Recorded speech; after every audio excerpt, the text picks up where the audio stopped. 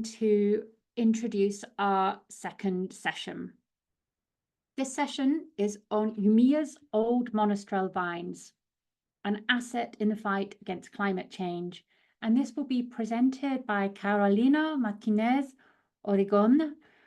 Carolina, forgive my pronunciation. And Carolina, I was fortunate to meet actually during an old vine field trip to Jumilla earlier this year. She's an agricultural engineer and general secretary of the Conseco Regulador of Jumilla. She was born in Madrid and holds a Master of Science in Agri-Food Marketing. She joined the Jumilla Regulatory Councils in 2017 and has a really firm belief in the potential of its wines, and I think a really great vision to harness the incredible heritage of this region with all of the latest possibilities in technical control, viticultural improvement, to modernize and elevate the quality and also the recognition from this incredible wine region.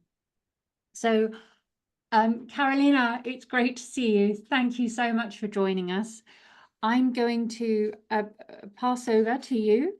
I know you have a presentation to share with the audience, and then we'll return and sort of the Q&A at the end of your presentation. Thank you, Sarah.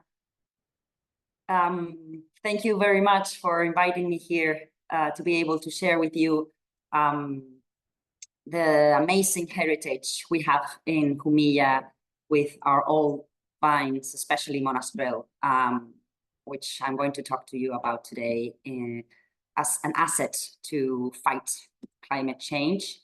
I'm going to share a short presentation.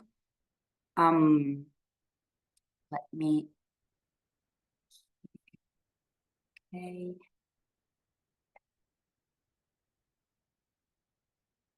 Compartir pantalla here.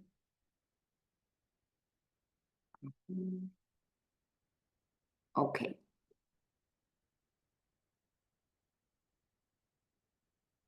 Okay. You can see it now, I guess. Yes. Okay. Well, for those don't know much about Jumilla, we are a modest region in Spain, wine growing region, but very old in terms of history and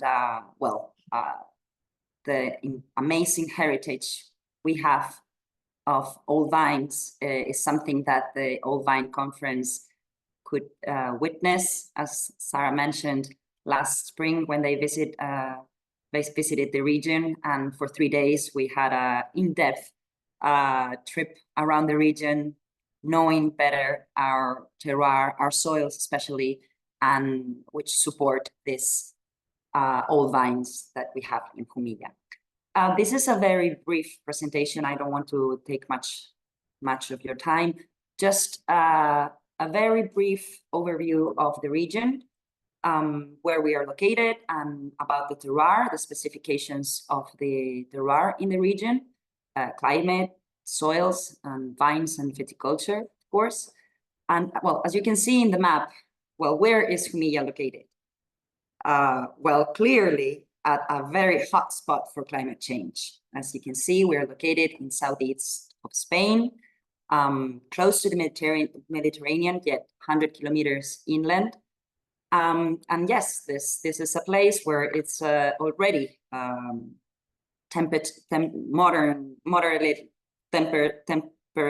modern warm temperatures.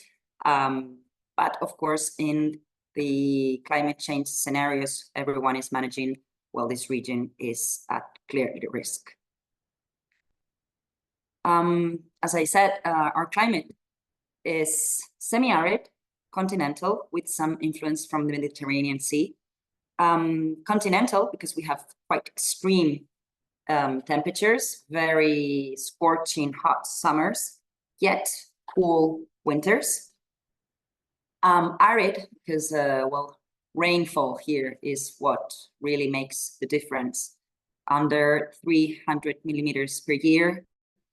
In a good year, this is the end. We have just ended third year of severe drought in a row, 3 years in a row with very severe drought. And well, our plants are clearly suffering. Even old vines are suffering. Well, yields are suffering with less than 50% of yields compared to medium or average years. Our soils, we have conducted and we're undergoing still a soil study, in part thanks to the Old Vine Conference push to help us know and understand better our old vines. And of course, soils are just the most important part for us in this sense. And well, we know that they are of calcareous origin, despite the diverse geological origins. Most of them are limestone, chalky limestone soils with frequent sandy loam textures, although we also find some clay and even silty textures.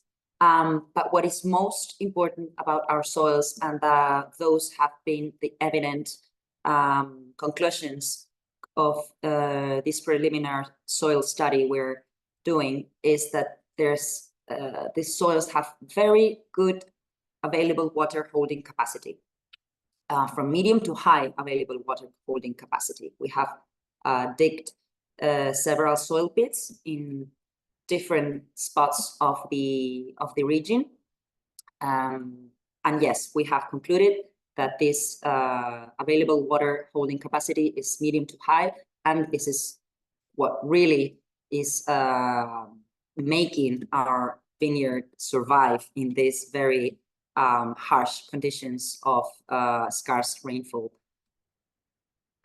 Also, high calcium carbonate content in most of the soils, with frequent petrocalcic horizons, which are very good in the sense that they make this cooling vessel effect, what we call efecto botijo, and which help preserve not only moisture, but also coolness, cooler temperatures in the soils during this especially hot summer months of the summer.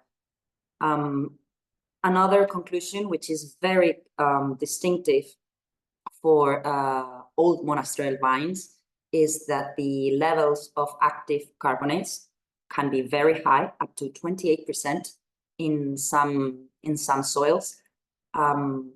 And many plants, many varieties would not be able to survive under these conditions. But we are seeing that old Monastrell vines, some of them ungrafted, not only survive, but they thrive in these harsh conditions. Here's just a show of some of the soil pits that were digged for this Old Vine Conference trip in spring, which show you well, the different types of soils that we find in the region, but which in general, as I said, have all these common elements of high available water holding capacity, stoniness, high carbonate contents, and high active carbonate contents. Regarding our vineyard in the region, we have around 22,000 hectares of vineyard registered. The yields are some of the lowest yields in the region, in the world, around 1.5 kilos per vine. In older vines, even less than a kilo per vine. We have an amazing heritage of old vineyard. At least 20% of the vineyard is 30-year-old or even more. 77% of this vineyard is Monastrell, which make it really the true queen of the region. And this vineyard is located at a quite variable range of altitudes that go from around 300 to almost 1,000 meters above sea level. And they are located at different slopes, sun exposures, sorry. And out of this 22 hectares of vineyard, at least 1,000 hectares are of ungrafted vines, via Franco. Many of these were studied in this soil study that we conducted last spring. Regarding viticulture, in our DO, it's very traditional viticulture. 80% of the vineyard is gobelets or bush pruned vines. Very big spacing between plantings. This is a very low density plantings scenario we find, with maximum 1,900 vines per hectare and a minimum of 1,100 vines per hectare. Sorry. Most of this vineyard is dry farmed. Irrigation in the region is minimal. Most of the irrigation is for white varieties, which are less than 5% of the surface. And we have some support irrigation or rescue irrigation. I don't know if you call it like that in English. The conditions for agriculture are ideal for organic farming, given this semi-arid climate. It's very windy also, which keeps the vineyard healthy. And more than 75% of the surface is certified. We have very low use of inputs in the area, just minimal animal manure applications every 2 to 3 years. As I said, almost no irrigation or minimal irrigation, and no chemicals whatsoever, given that certified organic production is the majority. Regarding soil management, the main tool is superficial tillage, very superficial, especially after the rain, to try to break the capillarity and avoid the transpiration, the evapotranspiration of the soils, and help water retention. Our Monastrell, as I said, is really the queen in our DO. It's a Mediterranean grape variety. 25%, around 25% of world Monastrell, or Mourvèdre, as many of you may know the name, is located in Jumilla. So we are really a reservoir of Mourvèdre or Monastrell in the world. And we have an amazing reservoir of old Monastrell in our region. It has definitely shown that it's the best adapted variety to our harsh climate and to our very unique soils. It's therefore climate change resistant against heat waves, droughts, as it has been proving these past years. Also, regarding the grape bunches, they are thick-skinned, late budding, and late ripening varieties. So this is also, these are very good conditions regarding climate change. And these continental climate aspects also help that the acidity and other characteristics for future wines are maintained and give place to wonderful quality wines.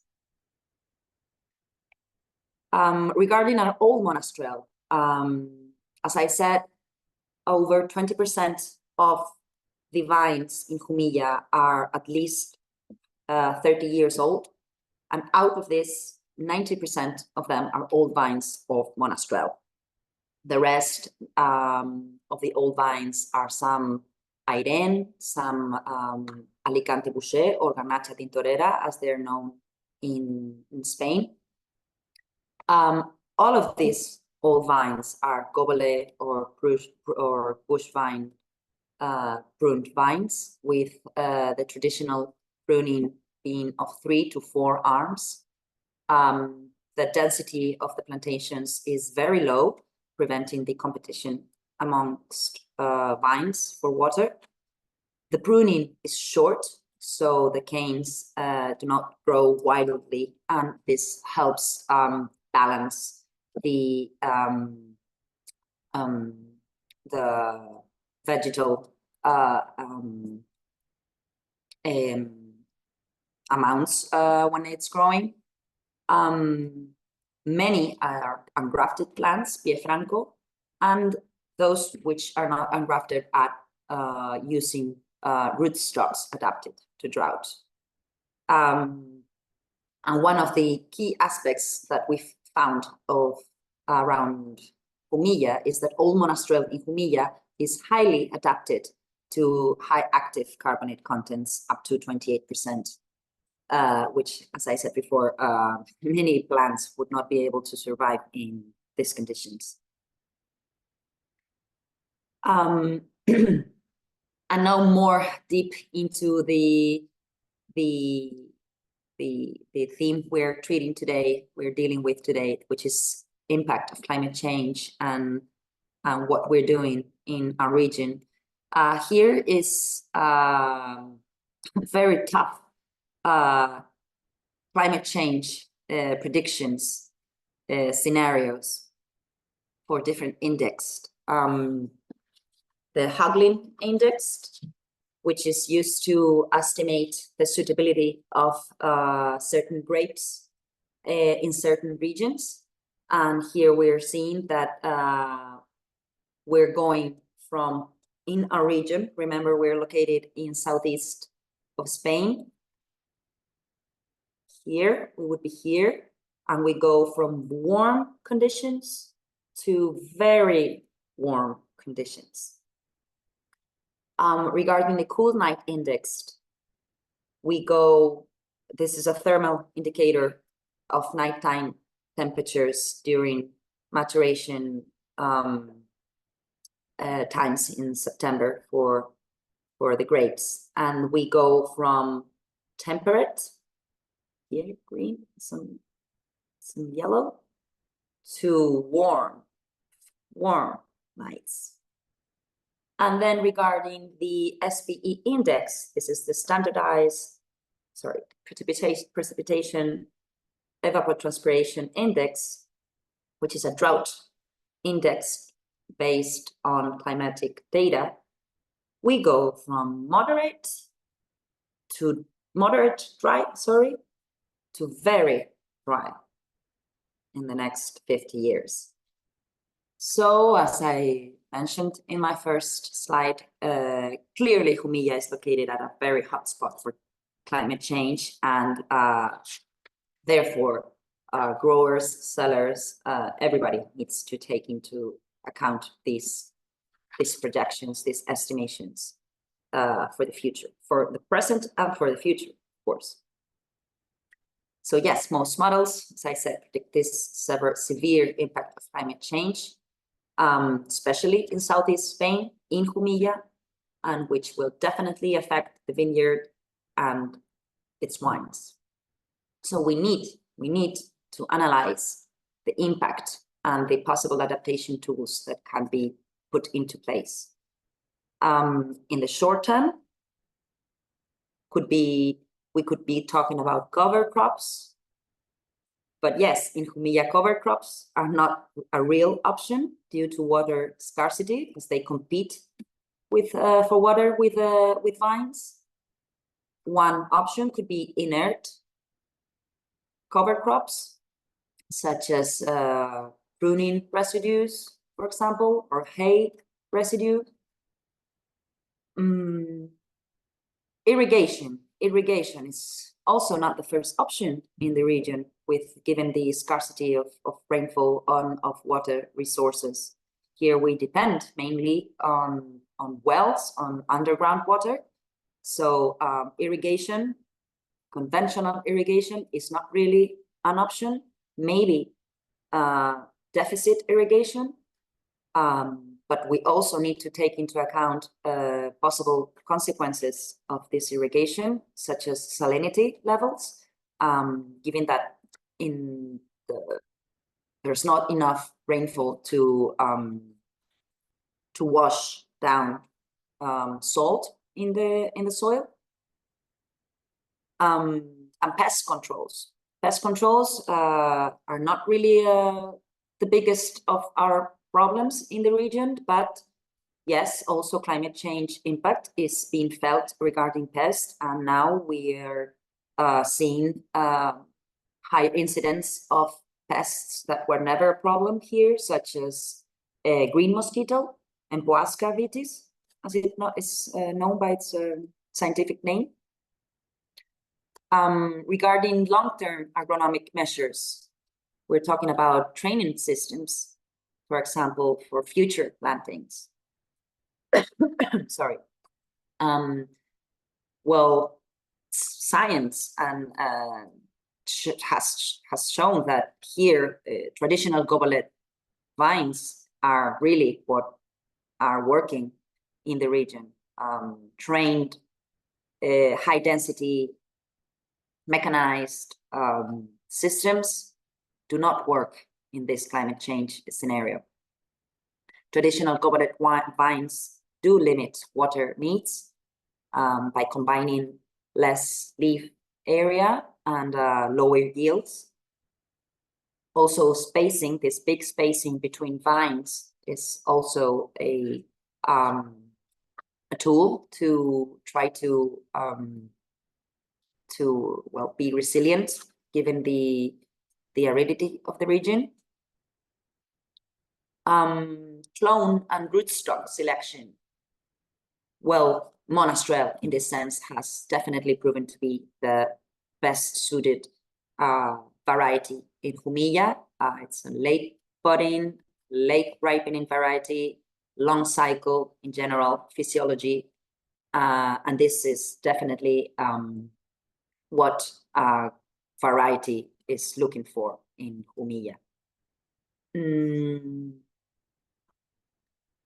Drought, regarding rootstocks, well, they need to be definitely also drought resistant rootstocks, and with adaptation also to to active carbonates contents. So Bolson 1103, 110 Richer, and 140 Ruggeri are well suited. Although well, we need more science in this. We need new rootstocks to be selected, because these three I mentioned, they are over even almost 100-year-old rootstocks. So they were developed when conditions were not the same as we're facing right now. So yes, we need a lot of work, scientific work regarding the development of new rootstocks. And why not ungrafted Monastrell? Well, that is something to talk about more in depth. And regarding soil management, well, at least we need to think, to analyze where we're planting, in the sense that in our region, definitely the first aspect to be taken into account would be that these vines are located in soils with moderate, at least moderate, available water holding capacity, so that they can survive under these arid conditions.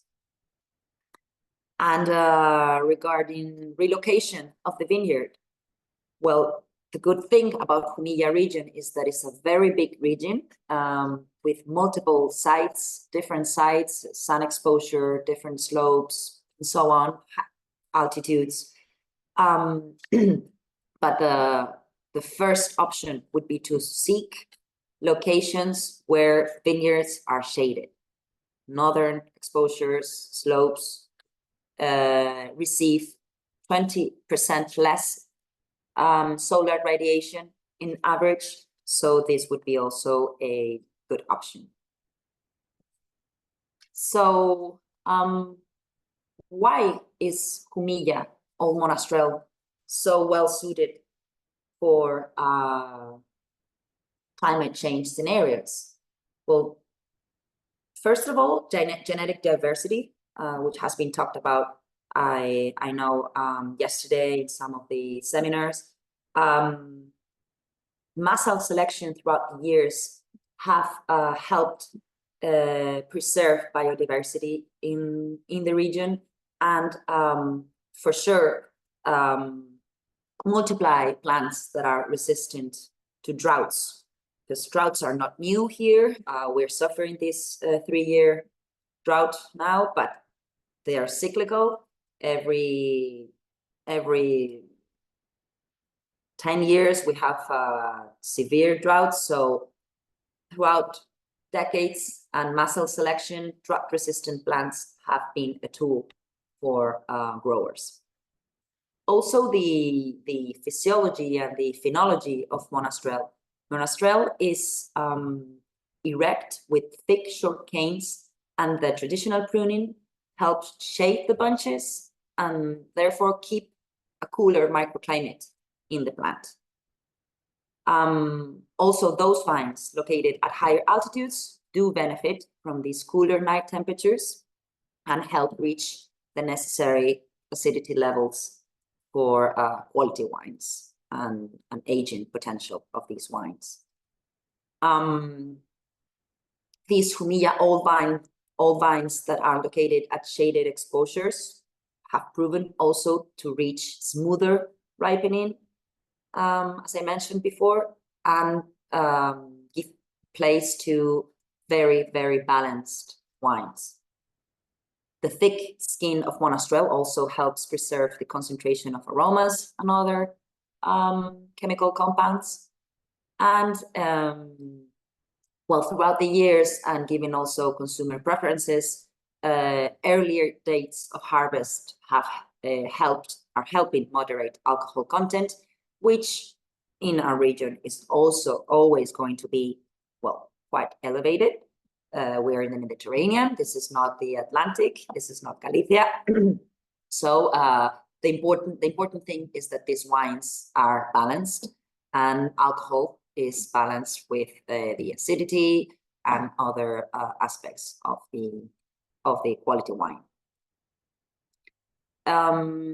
Regarding pests appearance, well, our dry climate is helping our organic agriculture, and the lack of pests throughout the years.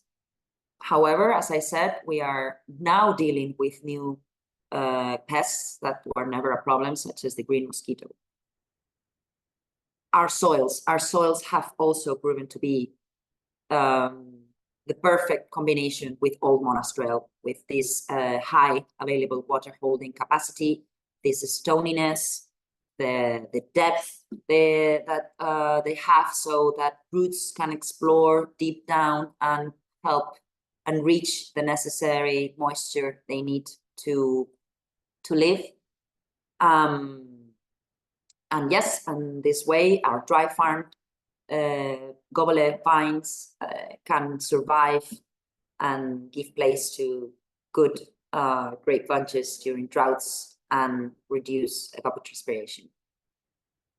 These old vines that are traditionally farmed are more resilient to heat waves as the temperature near the bunches is lower, and compared to more modern training systems, they have proven to give more to have more resiliency and to produce throughout the years quality grapes every time. This long cycle physiology of the variety of Monastrell is really an asset. Nevertheless, this is not always just happy a happy world, definitely climate change is a threat in a region. Rising temperatures and the more irregular rainfall is really putting at risk our viticulture, even in traditional old monastrells. Therefore, growers, sellers, and governments, regional, local, national, do really need to put in place national, regional strategies to adapt to climate change effects and protect this millennia-old agricultural activity, which is viticulture, and that give place to this amazing Jumilla wines that I hope you can enjoy sometime. Thank you. Thank you, Carolina. And I would just like to say that having been to this region in April of this year, I would like to just share a couple of the photographs I took, because something that I think I really like to highlight is that Jumilla is really an expert. The farmers in Jumilla are experts in dry farming, in this incredibly beautiful, rather austere, epic landscape. This is a photograph I took there. This is Adam Lechmere, the journalist. And I just wanted to highlight how sort of on the edge this place is as a farming environment. So in the session just before you joined us, Carolina, when we were talking with Louisa Rose of Yalumba in Australia, she highlighted that viticulture, along with all aspects of farming, is going to have to account for its use of natural resources. And what really struck me is actually when I came to Jumilla, the incredible kind of almost preposterousness, the kind of the sheer unlikeliness when you first come to the landscape of having a really thriving farming culture, because it's very beautiful, but you can see from it's rugged, but yet over many generations, the families and the farmers of this place have developed skills for living from the land. This is another photograph showing a very typical co-planting of olive trees and vines.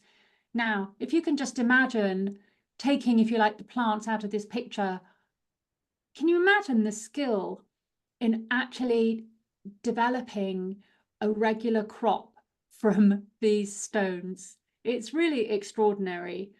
And I think that this is one of the reasons for really coming to look at these terroirs, these really quite extreme, dry, but historical terroirs, because the skills that have developed over generations in the right variety, serendipity, the intersection of the variety, the wine style, and certainly something that really struck me from talking to the growers that we met, their insights, their sort of accumulated wisdom on how to establish and thrive and bring forward, thriving plants in this place.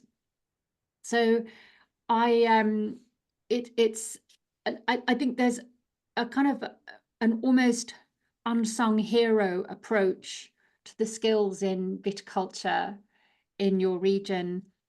And there's a couple of questions, Carolina, that I'd like to just put to you. They've been asked by our audience. So Valeria Tennyson, hello Valeria, asks, what is the average price of a bottle of Jumilla DO wine?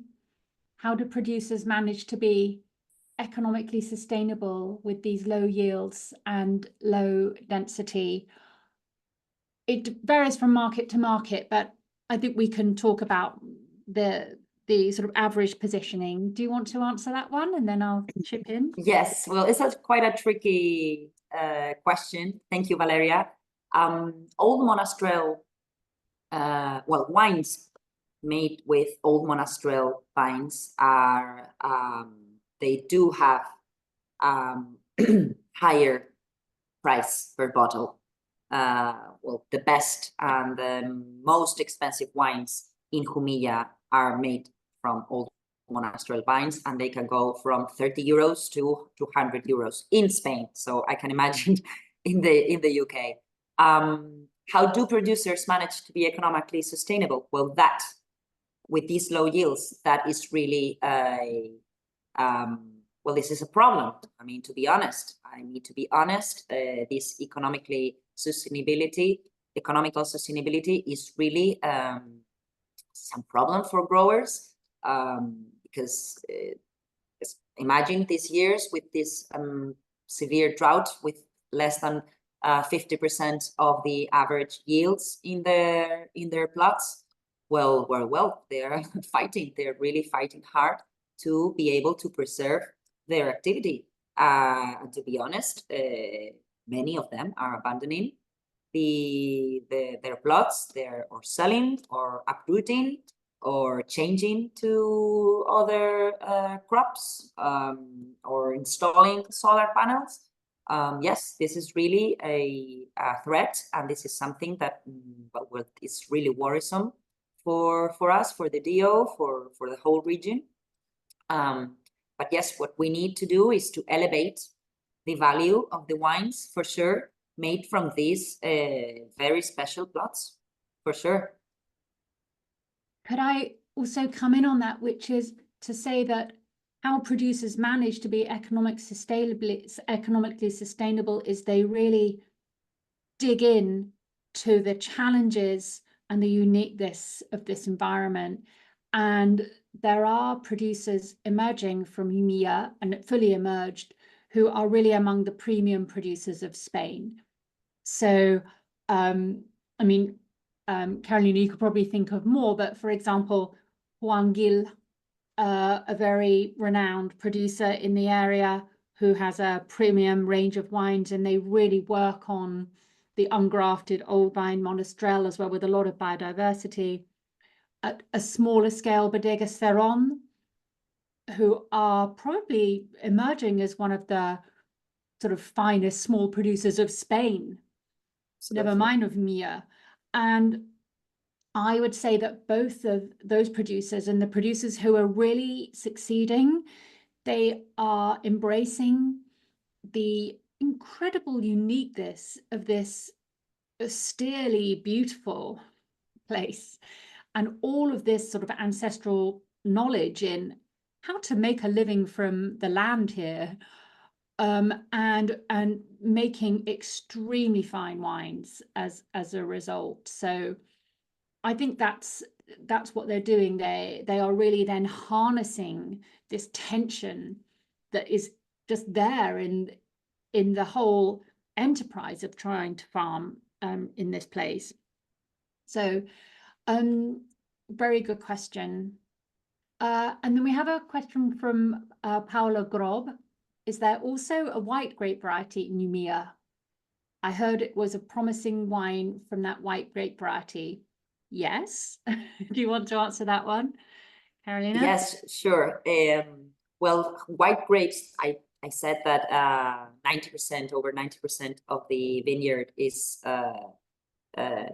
planted with red grape varieties, but we do have white varieties. In the past, we used to have even more, much more. It was more equal, but you know how in the last decades, well, at least in Spain, the trend was for red varieties, for red wines, and so red grape varieties absolutely outnumbered the whites. But we do have some 8 grape varieties accepted in our technical file. Some of them are indigenous of the region, such as Airén.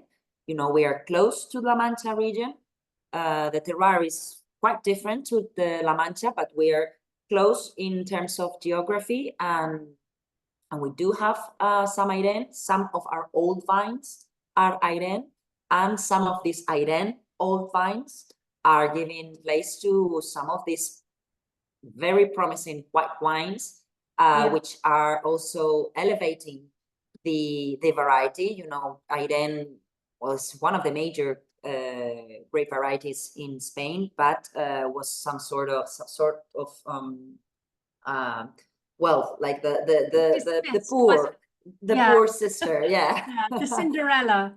Exactly, and it is emerging as a true Cinderella that can really give place to really good quality wines when viticulture is the correct viticulture with very low yields, with this amazing soils it's growing in, and of course very good work in the cellar. Well, working with clay vessels, working with the lees, working with skin contact. So yes, we're now seeing, I'm thinking about 2-3 examples of white wines made of Airén that are really trendy now, and some of the best wines in Spain, especially El Cerrico, which has been awarded by Tim Atkin 100 points, and he has said that it's one of his favorite Spanish wines. So, well, if he says so, what can I say? Yes, we're not going to argue with Tim.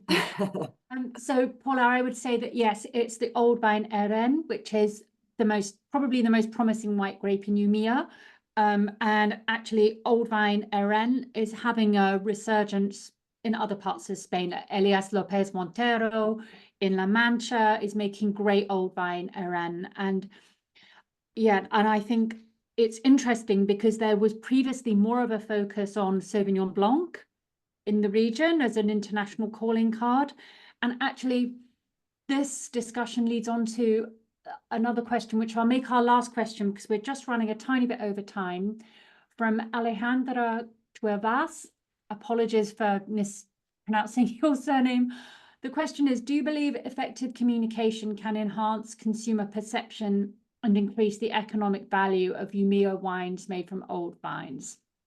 Yes, we do. It has to be done. It's the only way. What other strategies do you think could help the economic sustainability of the region? Do you want to take that, Carolina? Shall I? And then I can. Yeah, well, of course, I can be more in agreement. If we do not communicate this amazing heritage we have, how else can we elevate the economic value of the wines, and also change consumer perception from just quality, good value for money wines, right? To good value for money, but high quality, of course, and that can really be face to face with the top wines in the world, of course. Yeah, I would put this in the broader context, and I think that Spain in general under promotes its heritage in general. I mean, obviously there are exceptions, but even allowing for iconic, more well-known Spanish PDOs such as, you know, Rioja, Ribera del Duero, Jumilla, also other, you know, historic denominations, especially of southern Spain, they do under index on awareness, even though from these regions some of the most thrilling wines of Spain are coming. I mean, I do think there's a big gap, certainly in the UK, between the perception of Spanish wine and also the average retail price of Spanish wine, which is relatively low compared to France, Italy, New Zealand, Australia, and actually the reality of the incredible quality and diversity coming there, often driven by a younger generation who's incredibly connected and passionate about their heritage. So I think this is why regions like Jumilla and also your kind of counterparts with like Old Vine Garnacha and Campo de Borja, for example, they're also really looking afresh at the old vine heritage. And just as we heard on the first day from the South Africans, when they were working with Chenin Blanc and old vine Chenin Blanc, they found that the old vine proposition served to kind of elevate the kind of rather dismissed reputation of these, you know, well-known but not necessarily highly prestigious regions. So I know that Carolina, under your work and with the rest of your council, you're doing a lot more to talk about this aspect of your heritage and to really focus on your cultural heritage, agricultural expertise, and the uniqueness of your, especially your Monastrell and ungrafted vines. Thank you so much, Carolina. Thank you for all of the questions. I would encourage you to get out to Jumilla. It's a fantastic place to visit. Very beautiful, some beautiful towns, amazing food, wonderful people. It's the only press trip, the field trip I've ever been on, where wine was poured in the coach from the airport. So, so very warm and exciting region to visit. Warm. Thank you. Thank you. Thank you, Sarah. Thank you, everyone. Hope to see you here someday. Thank you, Carolina. Bye-bye. Bye.